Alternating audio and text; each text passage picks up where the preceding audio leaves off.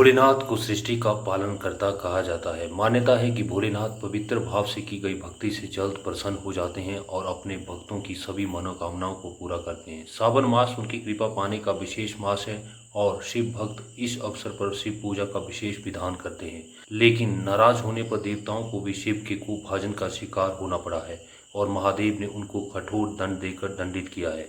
लेकिन शिव भोले भंडारी हैं, भोलेनाथ हैं, इसलिए दंडित करने के बाद भी उन्होंने अपनी कृपा दृष्टि से कुभाजन का शिकार हुए देवताओं का उद्धार किया है। नमस्कार दोस्तों, स्वागत है आपका एक बार फिर से हमारे YouTube चैनल हैप्पी प्लेनेट पर। दोस्तों, आज के इस वीडियो के माध्यम से हम आपको बताने जा रहे हैं उन देवताओं के बारे में जिन्हें शिव के क्रोध का शिकार होना पड़ा। तो चलिए दोस्तों, वीडियो को शुरू करते हैं। एक बार गणनंदी ने देवी पार्वती की आज्ञा पालन में त्रुटि कर दी तो माता पार्वती ने नाराज होकर अपने शरीर के आवंटन से बालक का निर्माण कर उसमें प्राण डाल दिए और उससे कहा कि तुम मेरे पुत्र हो और सिर्फ मेरी ही आज्ञा का पालन करोगे। देवी पार्वती ने कहा कि मैं स्नान करने जा रही हूँ, इसलिए ध्यान रखना कोई भी अंदर ना आने पाए। देवी पार्वती के स्नान के लिए जाते ही भगवान शिव वहां पर आ गए और देवी पार्वती के भवन में जाने लगे।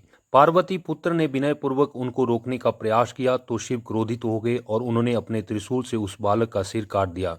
देवी पार्वती को जब इस बात का पता चला तो वे शोक मगन हो गई और उनकी क्रोधा अग्नि से सृष्टि में हाहाकार मच गया। तब सभी देवताओं ने मिलकर भोलेनाथ की स्तुति की और बालक को पुनर्जीवित करने का निवेदन किया। तब भगवान शंकर के कहने पर विष्णु जी एक हाथी का सिर काट कर लाए और उस सिर को बालक के धड़ पर रखकर उसे जीवित कर दिया। भगवान शंकर व अन्य देवताओं ने पार्वती पुत्र को गजमुख नाम देकर अनेक आशीर्वाद दिए। शिव पुराण के अनुसार शिव के क्रोध की ज्वाला से कामदेव भी भस्म हो गए थे। एक समय महाबली राक्षस तारकासुर ने अपने कठोर तप से ब्रह्मा जी को प्रसन्न करके ऐसा वरदान प्राप्त कर लिया था जिससे उसकी मृत्यु केवल शिव पुत्र के द्वारा ही हो सकती थी। इस तरह से तारकासुर ने अमरत्व का वरदान प्राप्त कर लिया था। इस बात का पता जब देवताओं को चला तो वे सब चिंतित हो गए और उन्होंने भगवान शिव को समाधि से जगाने का निश्चय किया। इस कार्य के लिए देवताओं ने कामदेव को चुना। शिव उस समय सती के आत्मदाह के बाद समाधि में लीन हो चुकी थी। कामदेव ने शिव को समाधि से जागृत करने के लिए काफी प्रयत्न किए लेकिन सभी प्रयास व्यर्थ हो गए। उसके बाद कामदेव खुद आगे आए और आम के पेड़ के पत्तों के पीछे छुपकर शिवजी पर पुष्प बाण चलाया। पुष्प बाण सीधे भगवान शिव के हृदय पर लगा और उनकी समाधि टूट गई। अपनी समाधि टूटने से शिव क्रोधित हो गए और अपने त्रिनेत्र खोलकर उसकी अग्नि से कामदेव को जलकर भस्म कर दिया। कामदेव की पत्नी अपने पति को भस्म होता देख काफी दुखी हुई और उन्होंने महादेव से अपने पति को जीवित करने का निवेदन किया। तब महादेव ने रति को आश्वासन दिया कि कामदेव द्वापर युग में श्री कृष्ण के रूप में जन्म लेंगे। शास्त्रों के अनुसार ब्रह्मा जी ने सृष्टि के सृजन के दौरान एक अत्यंत सुंदर महिला को बनाया था। स्वयं ब्रह्मा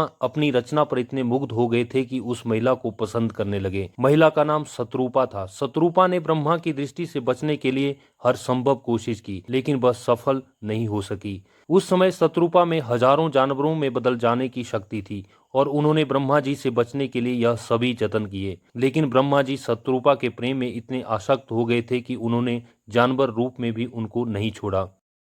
शिव की दृष्टि में शत्रुपा ब्रह्मा जी की पुत्री थी, इसलिए उन्हें यह घोर पाप लगा। उन्होंने क्रुद्ध होकर ब्रह्मा का सिर काट डाला ताकि शत्रुपा को ब्रह्मा जी की कुदृष्टि से बचाया जा सके।